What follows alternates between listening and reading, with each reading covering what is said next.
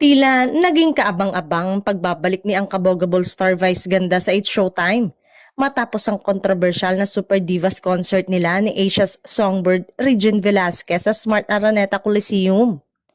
In fairness, mukhang hindi lang mga fans kundi pati mga DDS ay inaabangan si Vice sa noontime show na It's Showtime dahil kung makikita sa comment section ay may mga bash o komento para sa ang kabogable.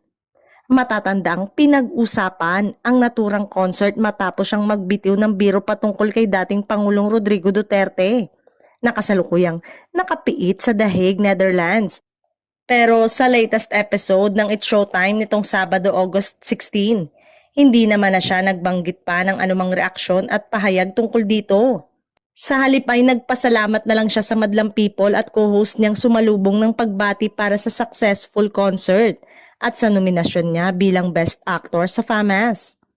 Inulan nga ng blessing ang pelikula ni Vice at ayon sa source ay mas dumami pa ang mga kumakain sa fast food chain ng McDonald's sa kabila ng mga sigaw ng ilan na i-boycott ito.